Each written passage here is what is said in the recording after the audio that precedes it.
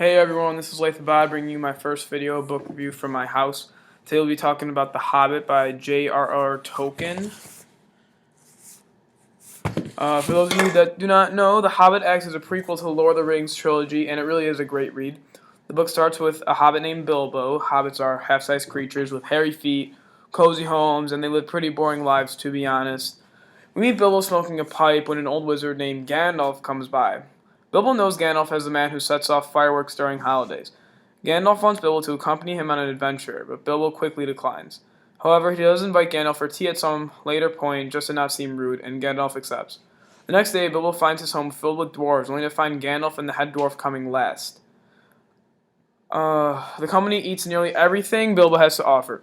Finally, when they begin to discuss why they are acting like such barbarians, Bilbo and the reader learn that Gandalf has volunteered Bilbo to be some sort of burglar on a classified quest to retrieve the lost treasure and homeland of the dwarves that was stolen by an evil dragon named Smaug. Bilbo declines and says that he cannot accomplish such an enormous undertaking, and the dwarves agree with him, as Bilbo looks nothing like a warrior nor a burglar. However, Gandalf insists that there is more than meets the eye with this hobbit.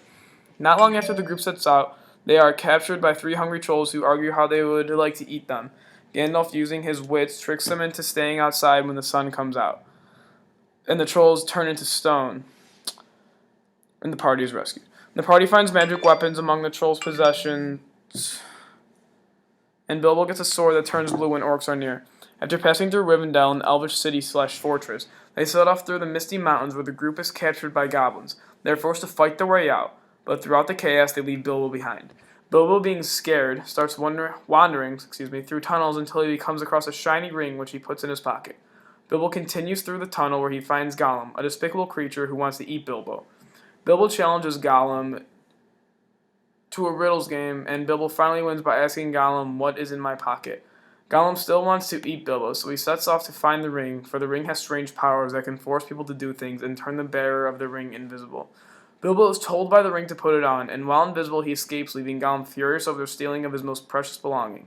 Bilbo reunites with his comrades, and they continue with their adventure, fighting wolves and many other creatures along the way, with help of great eagles and Born, one of the last of a species of creatures that can change from bear to man, or vice versa.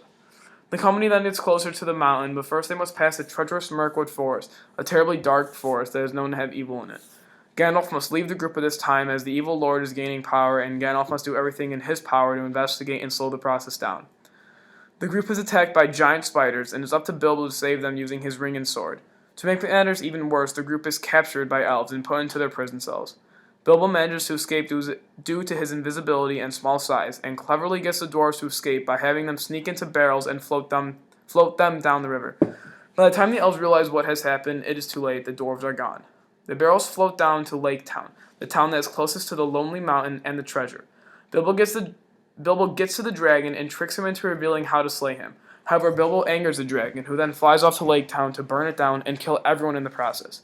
This is where my telling of this great tale ends, as I do not want to ruin the story for you. Does Thorin get his homeland and treasure back? Does Lake Town survive? Does Bilbo? Read the book and find out. My favorite part of this book is the river scene with the barrels, as this scene is filled with excitement and suspense. The author really did a remarkable job with this part of the book.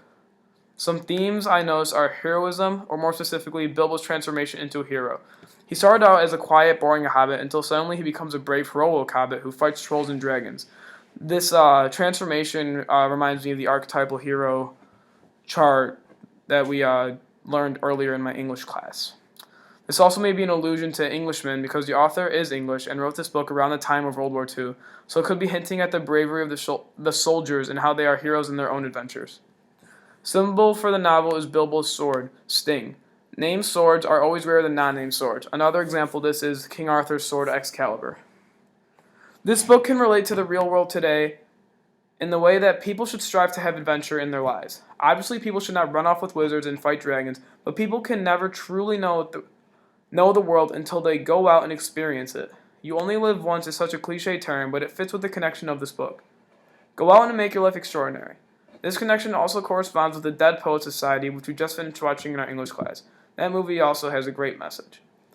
I highly recommend this book to anyone who likes adventure or epic literature. This book has it all. Dragons, fire, swords, goblins, battles, you name it, and it's there. I honestly think that even if you do not like adventure, you should give this book a try, because the plot is not the only thing that makes this book so good. I would give it 5 out of 5 stars. Thank you for watching.